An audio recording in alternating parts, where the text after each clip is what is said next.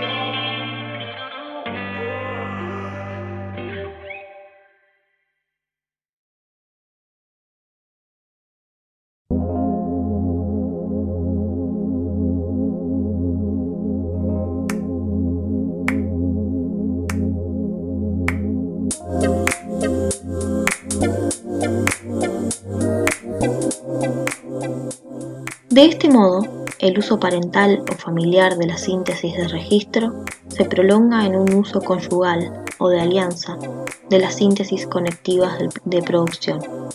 Un régimen de conjugación de las personas sustituye a la conexión de los objetos parciales.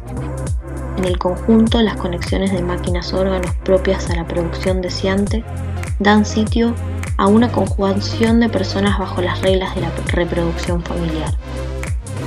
Los objetos parciales ahora parecen extraídos de las personas, en lugar de serlo de los flujos no personales que pasan de unos a otros. Ocurre que las personas se derivan de cantidades abstractas en lugar de los flujos.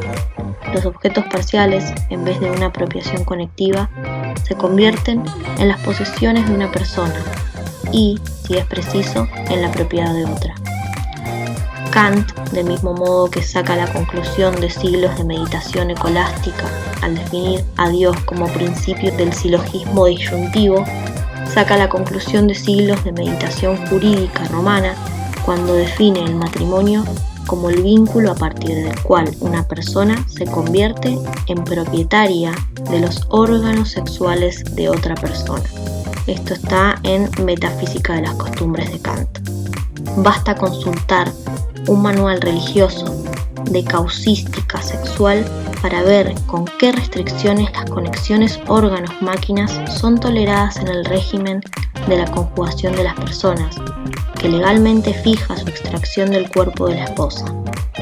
Pero, incluso mejor, la diferencia de régimen aparece cada vez que una sociedad deja subsistir un estado infantil de promiscuidad sexual, en la que todo está permitido hasta la edad en que el joven entra a su vez bajo el principio de conjugación que regula la producción social de hijos.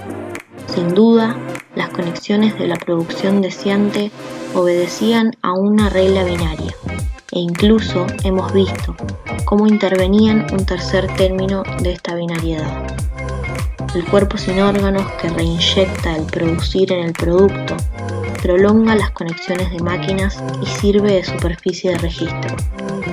Pero precisamente aquí no se produce ninguna operación biunívoca que eche la producción sobre representantes. Ninguna triangulación aparece a este nivel que relacione los objetos del deseo con personas globales, ni el deseo con un sujeto específico. El único sujeto es el propio deseo sobre el cuerpo sin órganos, en tanto que máquina objetos parciales y flujos, extrayendo y cortando unos con otros, pasando de un cuerpo a otro, según conexiones y apropiaciones que cada vez destruyen la unidad fáctica de un yo poseedor o propietario. Sexualidad anedípica.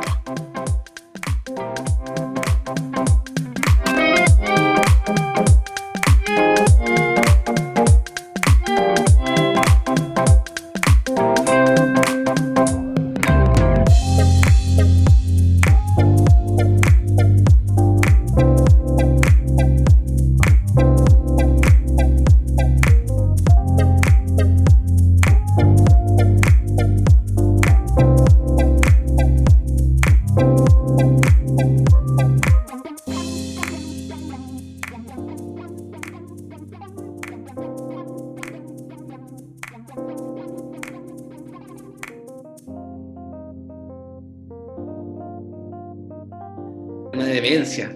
Creo que cuando dice, porque esto empieza así como, el uso parental o familiar de la síntesis de registro se prolonga en un uso conyugal o de alianza. Bueno, de este modo debe venir de antes, que el tipo venía diciendo esto de que va a poner siempre dos usos. Dice que todo el problema de la síntesis va a ser un problema de uso, legítimo o ilegítimo. Y parte con el problema de la síntesis conectiva, que este fue el primer párrafo, creo, el segundo, que dice que la síntesis conectiva, el uso ilegítimo es el global y específico. El uso legítimo, aquí está, es el uso parcial y no específico. Global y específico, parcial no específico. Eso es la síntesis conectiva.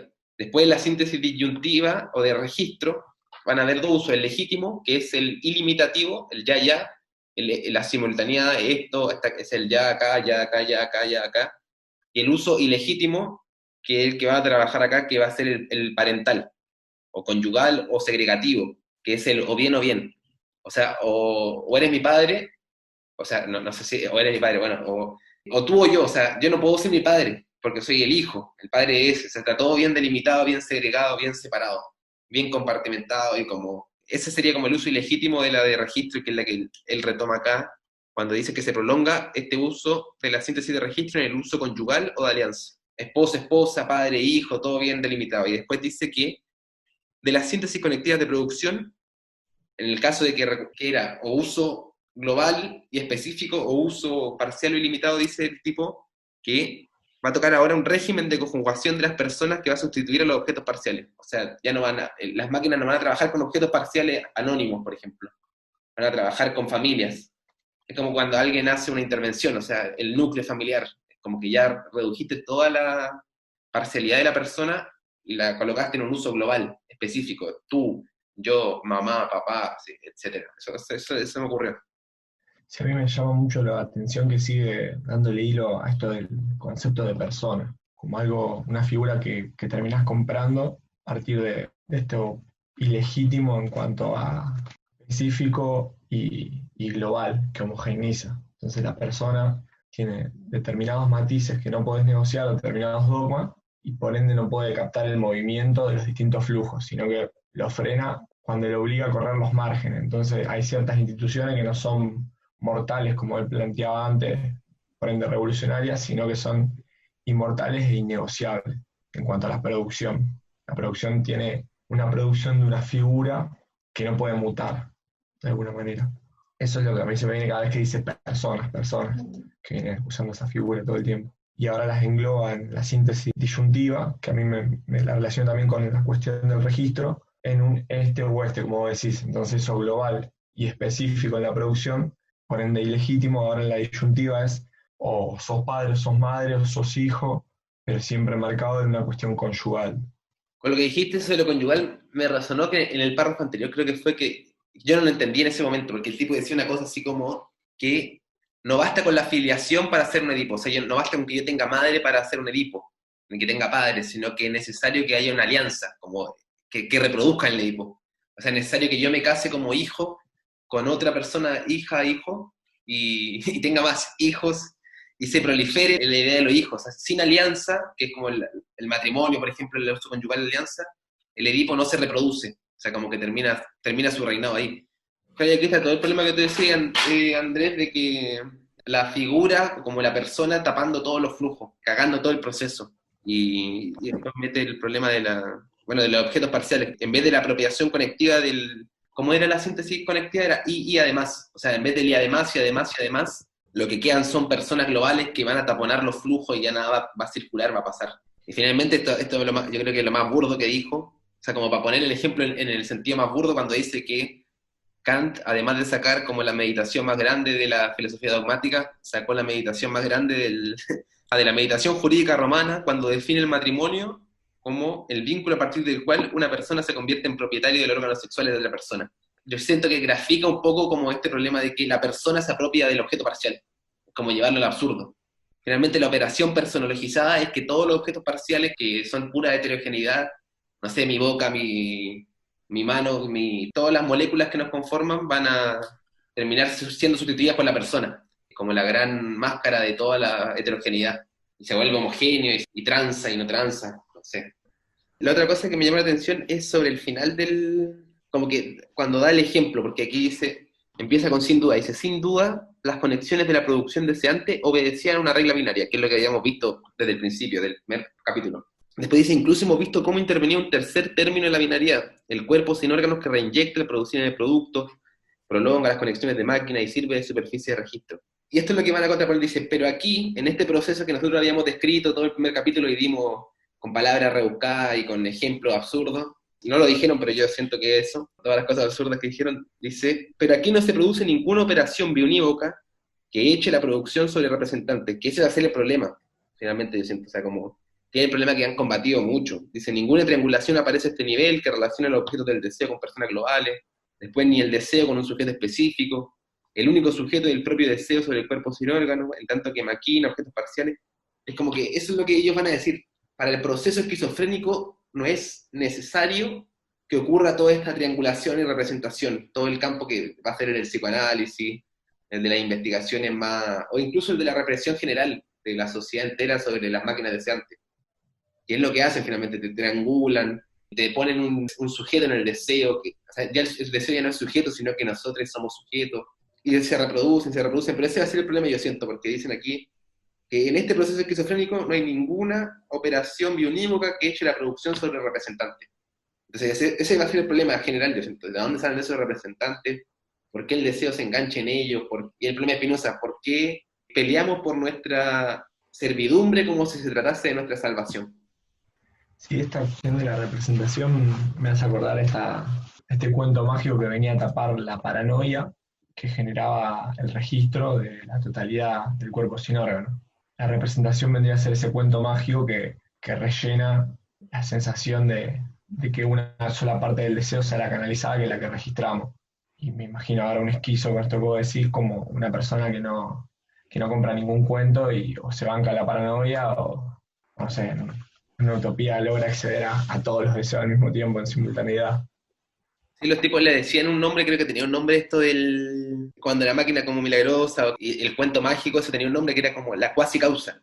O sea que finalmente el proceso se dobla en la representación y la representación aparece para ellos como cuasi causa. O sea, como cuasi causa en el sentido que es la causa falsa, pero que es la causa que finalmente opera, no sé, en las mentes o en la vida real, porque no hay separación entre mente y vida. Es como que la mente está en la vida y la vida está en la mente metida. O sea, como por ejemplo, no sé qué, este es el ejemplo que dan en algún momento, y si no lo da en estos tipos, lo da Marx, que es como que cuando la gente, no sé, los imperios, los grandes imperios chinos, por ejemplo, la gente no es que dijese que ella misma producía la riqueza que estaba consumiendo, sino que la riqueza venía del rey. O sea, como es la voluntad del rey, porque está designado por Dios la que me da mi alimento, por ejemplo. Esa es la cuasi causa. O sea, a pesar de que el proceso real de producción es que la y los obreros estén produciendo constantemente y esclavizados en un sistema muy burocrático, finalmente la gente decía, bueno, el rey. Lo mismo pasaba en los pueblos primitivos, no es mi trabajo el que produce mi alimento, es la tierra simplemente, es la tierra. La cuasi causa es la tierra, ¿no? Pero eso no sé si hay juicios morales. Hoy en día el capital, o sea, como no somos nosotros quienes producen la riqueza del capital. Y así puras cuasi causas y representaciones.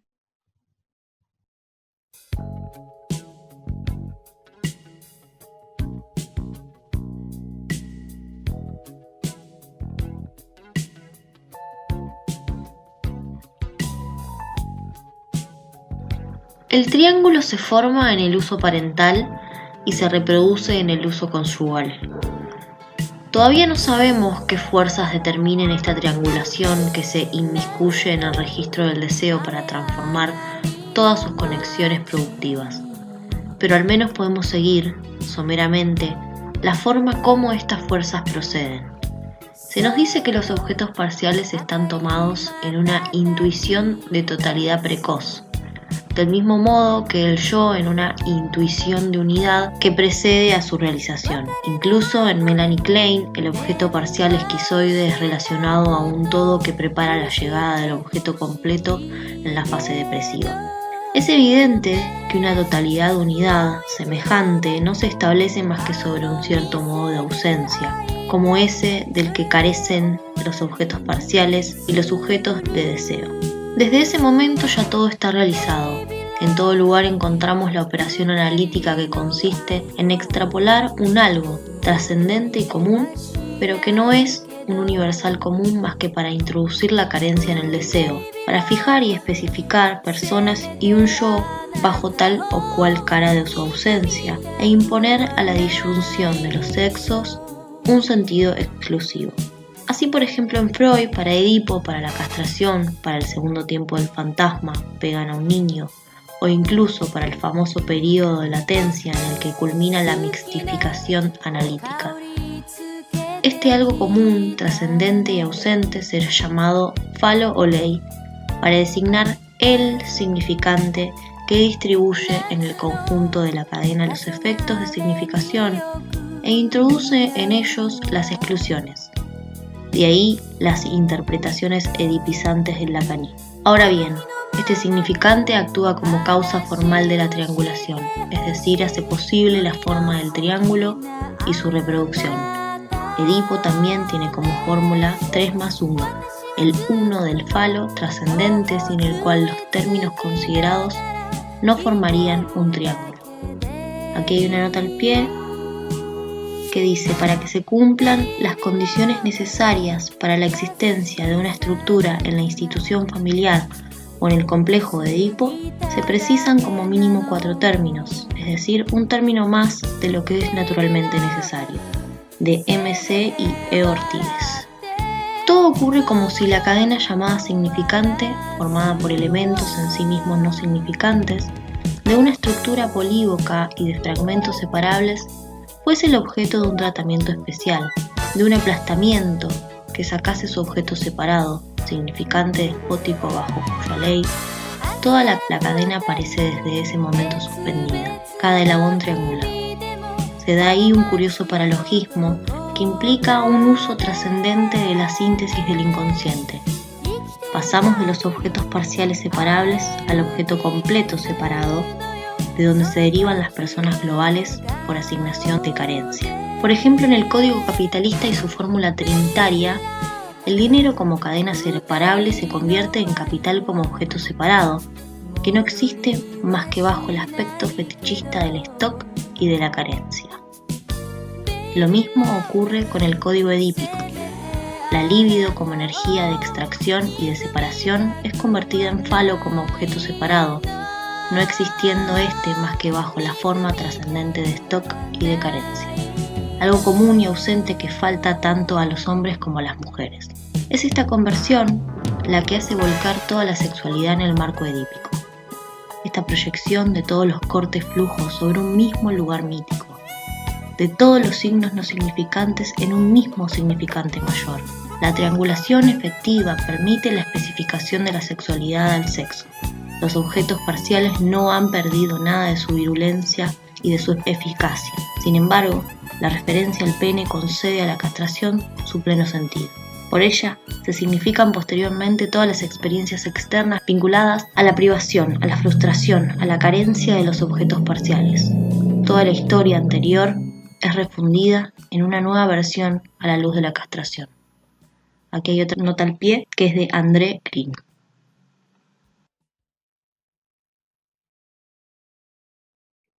Yo la verdad es que no sé si estoy entendiendo nada. Tiró mucha data. Volvamos. Triangulaciones. El triángulo se forma en el uso parental y se reproduce en el uso conyugal. Claro, de que sin alianzas no se reproduce, ¿no? Algo así. Claro, porque lo que leíste, eso de se inmiscuye en el registro del deseo para transformar todas sus conexiones en productivas. Ese va a ser el problema, creo que van a plantear. O sea, cómo este uso, esta formación edípica, la triangulación, se va a meter en las conexiones productivas y va a hacer que entremos en el problema anterior, que era el plano, ¿por qué la representación y no la producción? O sea, cómo meten ese problema ahí. Ese es como el problema, yo siento, que es grave, porque es un quilombo. Pero ¿saben que yo siento que lo más enredado es como el lenguaje como freudiano que usan, como del psicoanálisis, de Melanie Klein, de Lacan, eso es como lo más enredado. Porque dice que aquí que los objetos parciales están tomados en una intuición de totalidad precoz, del mismo modo que el yo, en una intuición de unidad que precede a su realización. Que es lo que plantean los psicoanalistas en cierto sentido, porque es como si en Freud por lo menos todos los objetos parciales, no sé, el goce de la boca, el goce de, no sé, anal, el goce, todas esas cosas se preparan siempre en Freud para una función mayor, unificadora, que va a ser la reproducción para Freud, o sea, como tener hijes. La alianza, finalmente. O sea, como que en el psicoanálisis siempre va a haber una preparación hacia algo que te va a dar el uso para la reproducción, o para un uso en específico.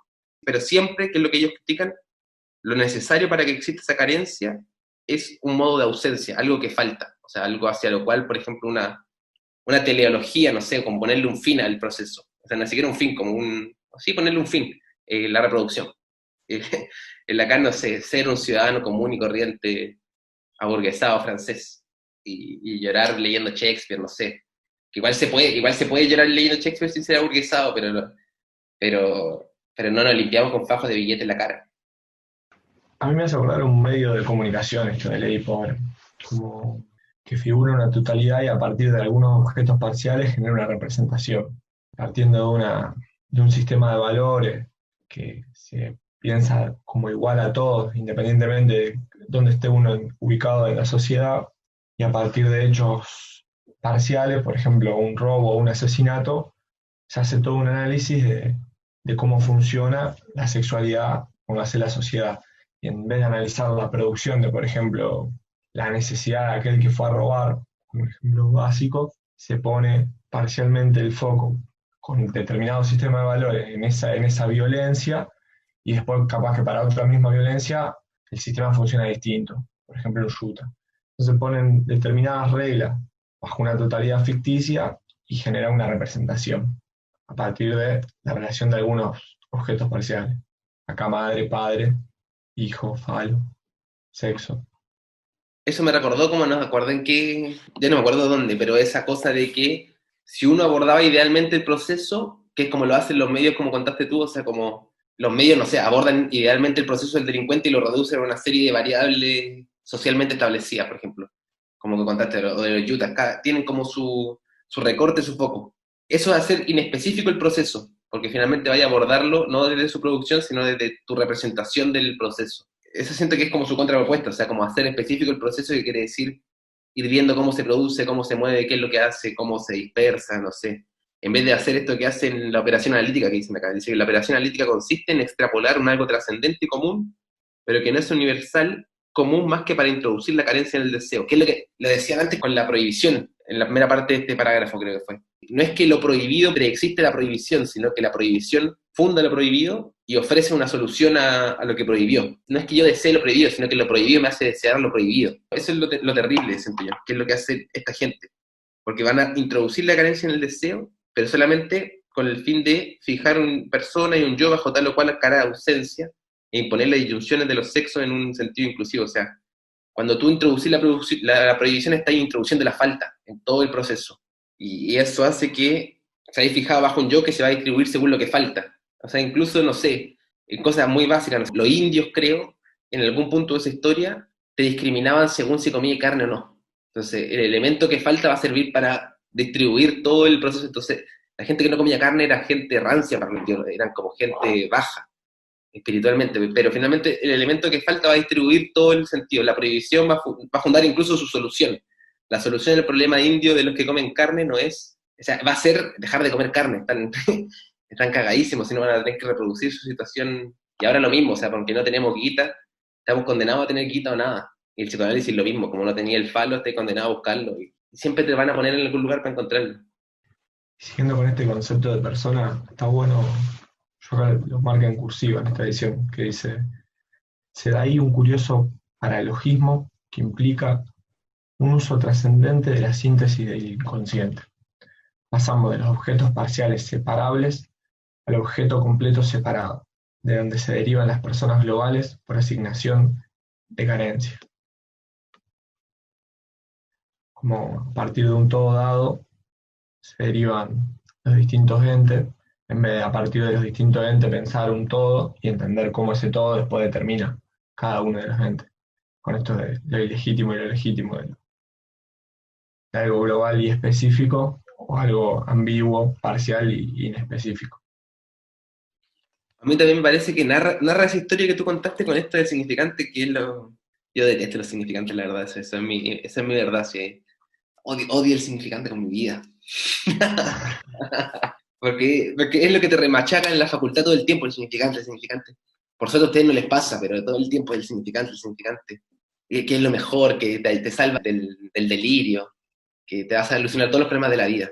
Y aquí dice que para que ocurra todo esto del uso ilegítimo, dice que todo ocurre como si la cadena llamada significante, que está formada por elementos en sí mismos no significantes, que es lo que venían diciendo hace tiempo, de una escritura polívoca, de fragmentos separables, y toda esta forma no significante fuera objeto de un tratamiento especial, donde se aplasta la cadena, todo lo polívoco se vuelve homogéneo y se saca un elemento de la cadena. Dice, para separar un elemento, que ese elemento va a ser, desde ese momento, el que va a organizar la carencia. O sea, lo que decía antes como con lo indio, o sea, desde el momento en que toda la heterogeneidad de modos de alimento que se daban en el territorio, sacaste un objeto, por ejemplo la carne, de la dietética humana, y a partir de eso todas las personas se van a repartir según y van a volverse globales, y van a ser carnívoros, no carnívoros, tanto vegetarianos, veganos, o sea, como que pueden haber toda una gama, pero que se distribuyen por el elemento que falta. Y ese va a ser el uso del ascendente de la síntesis del inconsciente. Y eso va a cerrar también el triángulo, porque finalmente, para hacer un triángulo hay que sacar el elemento que permita, o sea, hacer el triángulo, porque yo siento que siempre las cosas son campos, no son triángulos. O sea, no sé en qué me fui con esto de los triángulos y los cuadrados, pero eso, es el problema para mí del significante, que para que exista como significante tiene que separársele un objeto y ese objeto repartir toda la carencia la carencia del mismo en un campo social y te caga. Eso pasa con el Edipo, o sea, que falta el significante del falo y por eso todas las personas carecen más menos. Y ese más menos deriva como si que tiene presencia o no presencia, pero al final no lo tiene nunca. Es muy abstracto hablar del significante. Por eso lo odio.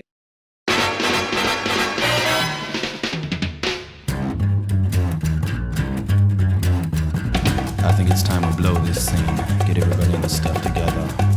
Okay, 3, 2, 1, let's jam.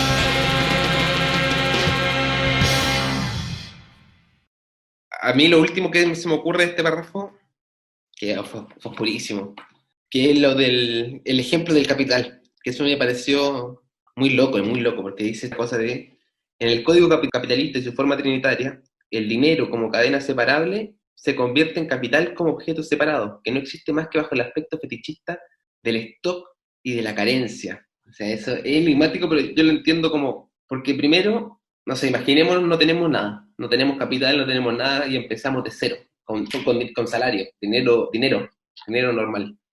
Entonces el tipo dice que en el código capitalista el dinero como cadena separable, porque uno puede extraer del dinero alimento, por ejemplo, va a ir separando la cadena del dinero y va a ir haciendo cosas con tu dinero. De hecho, físicamente lo podéis hacer, separáis, cortáis los grandes tonelones de dinero y compráis con ese pedazo. Dice, de esas cadenas separables, en un punto de la fórmula trinitaria capitalista, el dinero como objeto separable se transforma en capital como objeto separado, objeto de acumulación, por ejemplo. Ya no es objeto de circulación, sino que es de capital, de acumulación. Y ese objeto, dice aquí, que va a ser separado, no va a existir más que bajo el aspecto fetichista del stock y de la carencia. Porque finalmente el capital, si uno lo entiende como muy formalmente, muy materialmente, es la máquina, por ejemplo, el medio de producción. Pero el medio de producción siempre está en stock. Y si no está en stock, está en carencia en el sentido en que siempre puede dar más de sí.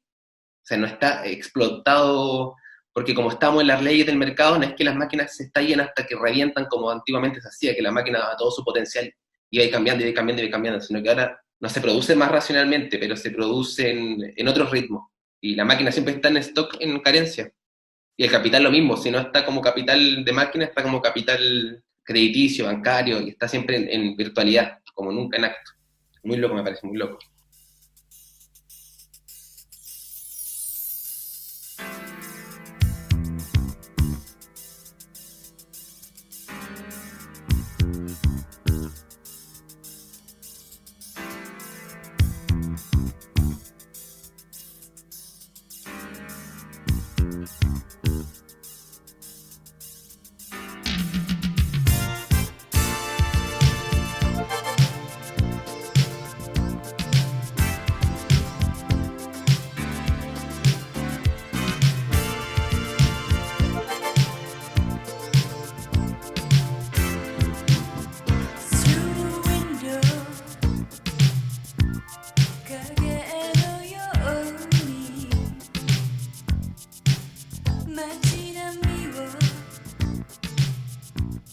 Esto es precisamente lo que nos inquieta, esta refundición de la historia y esta carencia atribuida a los objetos parciales. ¿Y cómo no habrían perdido su virulencia y su eficacia una vez introducidos en un uso de síntesis que permanece fundamentalmente ilegítimo a su respecto? No negamos que haya una sexualidad edípica, una heterosexualidad y una homosexualidad edípicas, una castración edípica, objetos completos, imágenes globales y yo's específicos. Lo que negamos es que sean producciones del inconsciente. Además, la castración y la edipización engendran una ilusión fundamental que nos hace creer que la producción deseante real es justificable de formaciones más altas que la integran, las someten a leyes trascendentes y les sirven una producción social y cultural superior. Entonces aparece una especie de desprendimiento del campo social con respecto a la producción del deseo, en nombre del cual todas las resignaciones están desde un principio justificadas. Ahora bien, el psicoanálisis, a nivel más concreto de la cura, apoya con todas sus fuerzas este movimiento aparente. Él mismo asegura esta conversión del inconsciente. En lo que llama preedípico ve un estadio que debe ser superado en el sentido de una integración evolutiva, hacia la posición depresiva bajo el reino del objeto completo, o debe ser organizado en el sentido de una integración estructural, hacia la posición de un significante despótico bajo el reino del falo. La aptitud al conflicto de que hablaba Freud, la oposición cualitativa entre la homosexualidad y la heterosexualidad, de hecho es una consecuencia de Edipo. En vez de ser un obstáculo a la cura encontrada en el exterior, es un producto de la edipización y un contraefecto de la cura que la refuerza. En verdad, el problema no concierne a los estadios preedípicos, que todavía tendrían a Edipo como eje, sino a la existencia y a la naturaleza de una sexualidad anedípica, de una heterosexualidad y una homosexualidad anedípicas, de una castración anedípica. Los cortes flujos de la producción deseante no se dejan proyectar en un lugar mítico. Los signos del deseo no se dejan extrapolar en un significante. La transexualidad no deja nacer ninguna oposición cualitativa entre una heterosexualidad y una homosexualidad locales y no específicas. Por todas partes, en esta revisión, la inocencia de las flores, en un lugar de la culpabilidad de conversión. Pero en lugar de tender a asegurar la reversión de todo el inconsciente sobre la forma y en el contenido anedípicos de la producción deseante, la teoría y la práctica analítica no cesan de promover la conversión del inconsciente en Edipo, forma y contenido. En efecto, veremos lo que el psicoanálisis llama resolver Edipo. En primer lugar, promueve esta conversión realizando un uso global y específico de las síntesis conectivas. Este uso puede ser definido como trascendente e implica un primer paralogismo en la operación psicoanalítica. Si utilizamos una vez más términos kantianos es por una simple razón. Kant se proponía, en lo que él llamaba revolución crítica, descubrir criterios inmanentes al conocimiento para distinguir el uso legítimo y el uso ilegítimo de la síntesis de la conciencia. En nombre de una filosofía trascendental, inmanencia de los criterios, denunciaba el uso trascendente de la síntesis tal como aparecía en la metafísica. Del mismo modo, debemos decir que el psicoanálisis tiene su metafísica, a saber, Edipo. Y que una revolución, esta vez materialista, no puede pasar más que por la crítica de Edipo, denunciando el uso legítimo de la síntesis del inconsciente, tal como aparece en el psicoanálisis edipiano, de modo que recobre un inconsciente trascendental definido por la inmanencia de sus criterios y una práctica correspondiente como esquizoanálisis.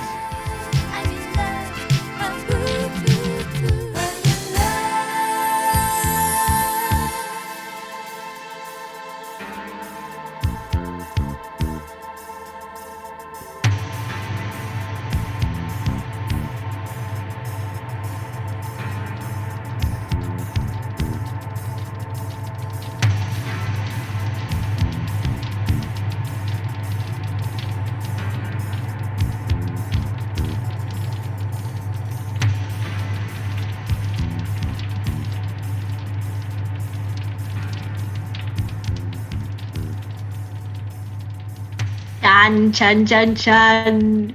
La tira, pero no la hice. La tira, no la hice. Siento que fue como un resumen de los 3 parágrafos que hemos leído hasta ahora, una cosa así. Como que metió todo lo que había hablado desde aquí hacia, no sé, hasta el primer parágrafo del segundo capítulo, una cosa así. Y aquí tienen este problema que me pareció hermosa esa frase. Bueno, existe la sexualidad edípica, existe la heterosexualidad edípica, existe la homosexualidad edípica, la castración edípica, bla, bla, bla, bla, dice, sí existe. Dice, pero lo que negamos es que sean producciones del inconsciente, o sea, no es que el inconsciente produzca el Edipo universalmente y que todos seamos hijos de Edipo, sino que es una operación que se hace a cada momento y te hacen mierda, te enmierdan, como decía antes, te enmierdan. Y siento que esta es como la perversidad de todo esto, porque dicen después de que Edipo hace todo lo que hace, que es que te promete cosas más altas, en integraciones más altas, y que siempre va a llegar más alto hacia el reino del señor Edipo, del reino de Zeus, le dice, pero lo que hacen es, aparece una especie de desprendimiento del campo social con respecto a la producción del deseo, o sea, la representación va a separar el deseo del campo social de la producción histórica y material de la vida. Y dice que en nombre de la cual todas las resignaciones están desde un principio justificadas en una religión. Es lo mismo que Jesús, o sea, desde que en nombre de Jesús está todo justificado, en nombre de Dios también. En nombre de Edipo, parece que también. Sí, de hecho hay una fase predípica, digamos, AE de E.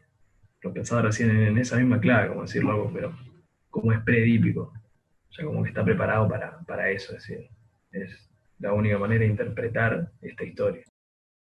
Sí, con lo que dijiste me llama la atención que los tipos digan que, como tienen los psicoanalistas esta concepción de lo predípico, que apunta hacia Edipo, dicen, no, lo que ellos olvidan es lo que realmente están reprimiendo, que es lo que van a decir ellos acá, que va a ser, en verdad el problema no concierne a los estados preedípicos que todavía tendrían Edipo como eje, sino a la existencia en la naturaleza de una sexualidad anedípica, de una heterosexualidad y una homosexualidad anedípica, de una castración anedípica. Los cortes flujos de la producción deseante no se dejan proyectar en un lugar mítico que es el Edipo. Los signos del deseo no dejan extrapolar en un significante, que es lo que venían diciendo antes. La transexualidad no dejan hacer ninguna oposición cualitativa entre heterosexualidad y una homosexualidad local, sino específica. O sea que es una entidad completamente diferente. No es que yo pueda deducir de la combinación edípica, por ejemplo, del heterosexual y el homosexual, no es que uno combine como si fueran, no sé, cartas Yu-Gi-Oh, que se combinan y nace un trans, sino que no. O sea, que es otra entidad y van surgiendo otras entidades y otras manifestaciones así parciales y no específicas y fugaces. Sí, todo esto dentro de la frontera del Edipo, que me parece un poquito antes de lo que leíste, es lo que intentan decir los locos, como diciendo la cura termina siendo el contraefecto de lo que para apagar un fuego le tira un vaso de alcohol. Y sí, en ese sentido es como arrancaste, el psicoanalista o el psicoanálisis ya está preparado para interpretar todo y encasillar todo dentro de las fronteras, de los límites de un análisis edípico. Se me viene la imagen de la política canalizada por la democracia, como política, como participación ciudadana, que puede ser traducida como deseo, y democracia como un sistema abstracto que te viene a decir que se canaliza ese deseo político en ese sistema, que es un sistema abstracto general, que supuestamente va a lograr canalizar esas producciones de participación, cuando en realidad después de esa globalidad anula todas esas pequeñas expresiones de participación, llegando a un resultado final donde hay una estructura rígida que no permite la canalización natural o genuina de esas pequeñas partes, porque lo global, con un sistema simbólico de representación, lo termina cortando de raíz, convenciéndote de que en realidad lo estás haciendo, porque estás votando y podés hacer un análisis predemocrático, que es como algo terrible, y tal vez en lo fáctico, después en lo concreto, con esos mismos términos, usar esos valores, realmente vos llegar que en la historia, en el último siglo se fue la democracia y fue terrible bajo ese sistema de reglas, pero porque también parte del mismo problema, esto que hablábamos en la vez anterior, de cómo el problema y la solución son parte de un mismo problema y te hacen creer que el problema es lo más terrible, cuando en realidad es todo la misma cara de una misma moneda, que es una manera de pensar esa canalización de la política o del deseo en ese juego binario de reglas.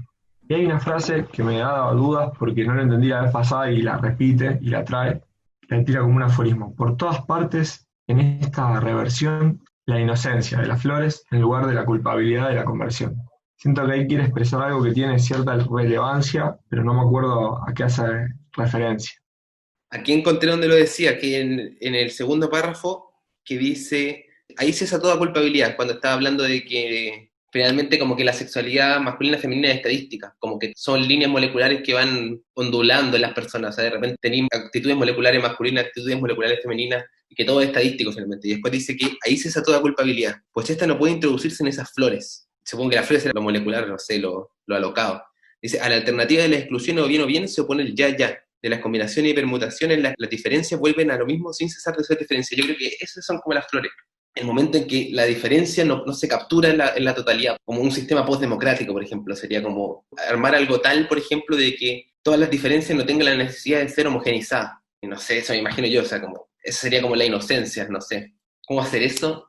No sé cómo se hace eso, ojalá supiera. No creo que se pueda lograr en una asamblea, pero siempre ha sido mi sueño de que así lo sea. De que se pueda lograr en una asamblea, pero yo sé que es imposible. La gente se caga las piñas en la asamblea. ¿Sí? Depende de cuál asamblea. Está bueno, un poco enganchándome en el análisis que hacía Andrés recién, cómo pensarlo, y el comentario que dijiste vos, Diego, recién de lo postdemocrático, como decir, ¿será válido también el paralelismo que existe entre la democracia totalmente podrida y fundida desde su gestación teórica hasta su implementación práctica, como todos lo podemos ver?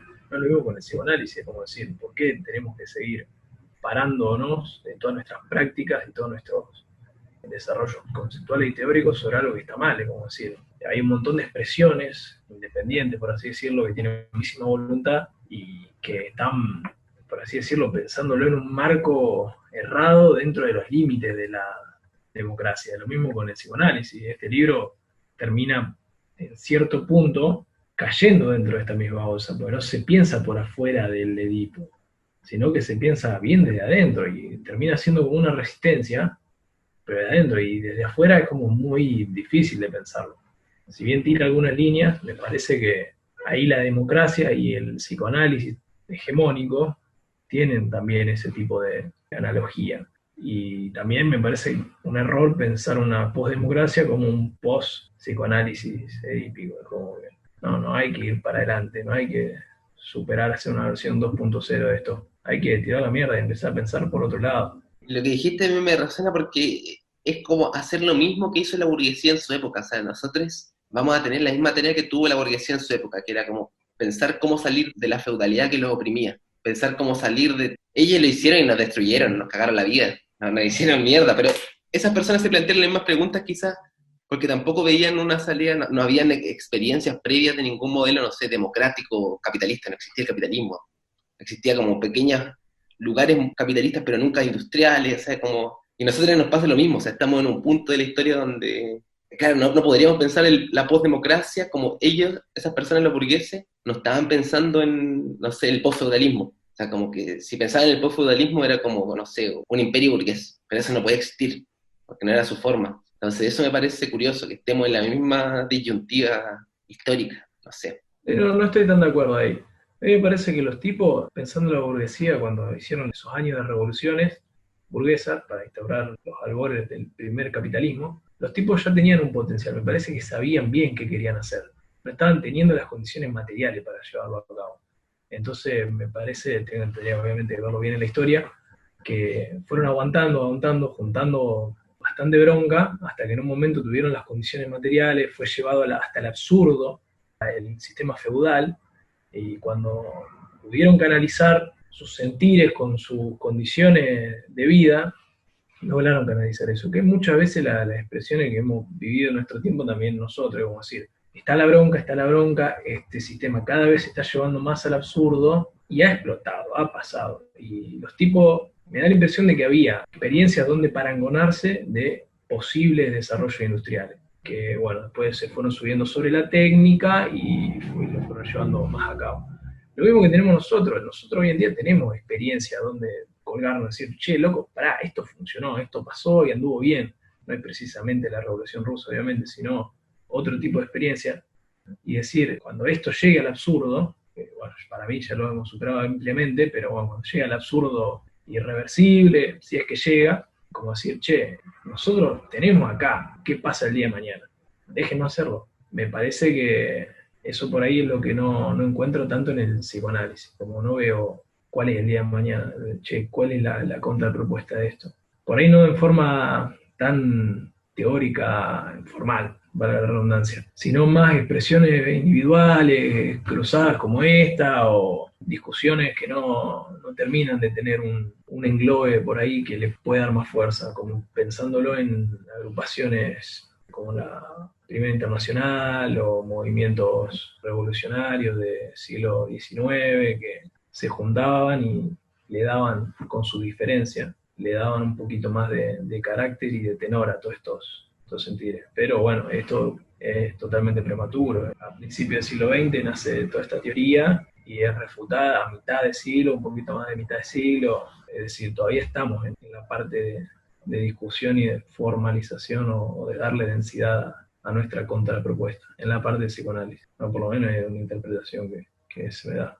Se me viene escuchándolo la palabra esta que es muy difícil de pronunciar, que salía un par de capítulos, parágrafo anterior de territorialización, que creo que los tipos lo lograron entre un sistema y otro, y territorializaron. Entonces, tal vez la discusión no es cómo cambiar lo territorializado, sino volver a desterritorializar desde el psicoanálisis, y el psicoanálisis como un reflejo de la realidad. Yo creo que pensar el psicoanálisis en sí mismo como algo que va a cambiar per se es medio metafísico. El psicoanálisis va a poder cambiar en cuanto, por ejemplo, las instituciones que producen el conocimiento cambien, o ya no sean las instituciones las que produzcan el conocimiento, que también lo asocio con este problema de la producción, porque me parece que es un eje clave siempre a pensar cualquier tipo de movimiento, transformación social. Si vos no solucionás las necesidades de producción, que terminan traduciéndose, por ejemplo, en comida o en necesidades muy, muy básicas, es difícil pensar un cambio.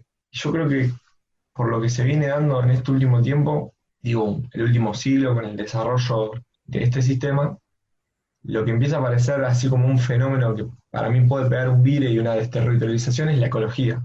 Creo que nunca en el mundo se pensó que el mundo se podía acabar o lo podíamos romper. Y en los últimos 50 años estamos empezando a palpar que podemos hacer mierda todo, y en los últimos 10 o 20 años con la globalización se registra y se palpa cada vez más. No solo porque hace más calor o más frío o hay menos especies, sino porque hay registros copados que vos podés acceder y cada vez, de a poco, muy de a poco, se va tomando conciencia. Entonces tal vez la combinación entre un sistema productivo, pero que a la vez tenga que ser ecológico para que no se termine el mundo, con esa idea, puede haber una territorialización del sistema como está dado. Porque lo ecológico, por lo general, no necesariamente, pero una de las caras de lo ecológico es partir los grandes monopolios. No necesariamente, pero puede ser una de las caras que puede tomar este vire de pensar la naturaleza y la relación sociedad-naturaleza.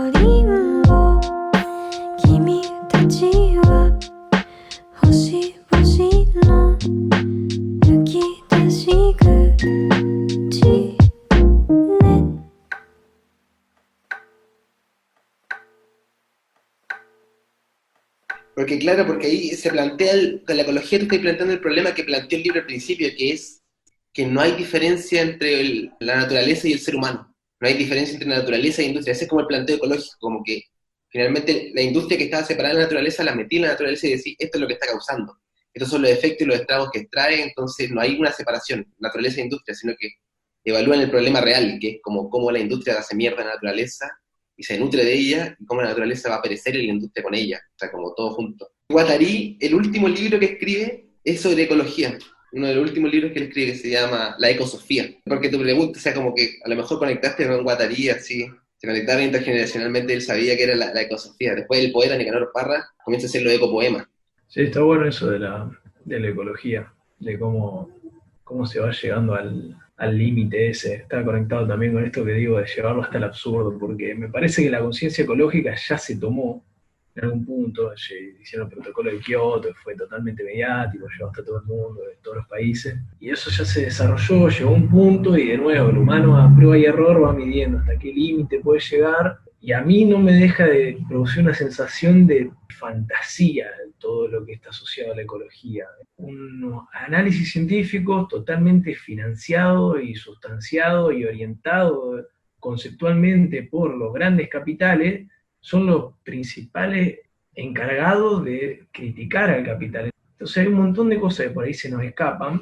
De nuevo, me parece como una contratáctica, por así decirlo, del enemigo para poner su cara dulce, su costado unido, decir, che, loco, comprometámonos con la ecología, hagamos menos plástico, hagamos menos cosas. Pero al mismo tiempo los que marcan la cancha son ellos. De nuevo me parece un eje de discusión que lo instauran ellos. No son porque el sistema es copado, porque la gente son piola y dicen, che, se viene el mundo abajo. No, se están quedando sin petróleo, están haciendo locura, están invadiendo países, están quemándose los medios, imágenes terribles, para sacar petróleo hasta de abajo de la cama. Entonces, va a decir, che, no va el petróleo, basta de la guasada que estamos haciendo, pongamos ventiladores y generemos electricidad con eso, no sé, hagamos olas del mar, intentemos generar energía que la necesitamos por otro lado. Entonces, en conclusión, para mí la ecología, en gran parte, si bien hay muchas medidas genuinas, que esas son, me parece, las más válidas y que menos medios tienen, las a grosso modo, las que salen en las tapas de los diarios, en la televisión, en las que nosotros vemos en nuestras redes sociales, en redes de comunicación, son las que impone el enemigo. Las grandes discusiones las dan ellos y para mí los problemas los generan ellos y las soluciones las generan ellos. Diestra y siniestra, a Piacere, digamos, o sea, che, queremos generar esta impresión en esta gente, queremos que miren esto y se hagan eco de este problema. Que todo esto que está pasando por acá, no, ni se enteren. La jode acá. Qué alegría que es un sábado a la noche con ustedes, muchachos. Bueno, viejo. Por suerte terminamos el parágrafo. Yo no pensé que lo íbamos a terminar, no sé por qué. Yo pensé que nos quedaba mucho y al final eran como un poquito. Me alegró eso porque este párrafo fue muy denso, este parágrafo fue muy denso. Como que. Sí, hubo un momento que no se entendía nada. Y el que viene no es tan largo, pero el otro, el quinto, es muy, muy largo. Es de los más largos del libro. Son como 20. Y es la síntesis conjuntiva de consumo. Esa escena, muy loco, muy loco. No voy a entender bien ese rollo de que cada estado se consume en sí mismo. Todavía no lo logro figurar bien. Ese está en el segundo capítulo del podcast, si les sirve, porque esa es la parte de síntesis de consumo. Pero un quilombo horrible. Y eso, yo tengo que ir a comer ahora, cuídense, que les vaya bien. Un abrazo, viejo. Nos vemos.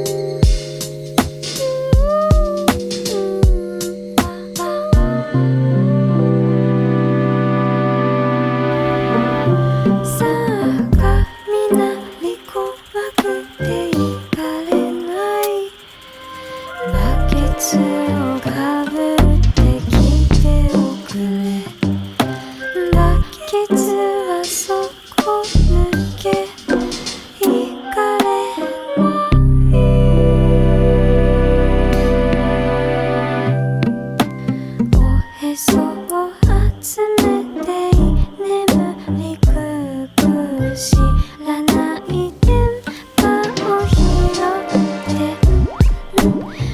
二段ベッドで秘密のからかい待ち伏せしましょう。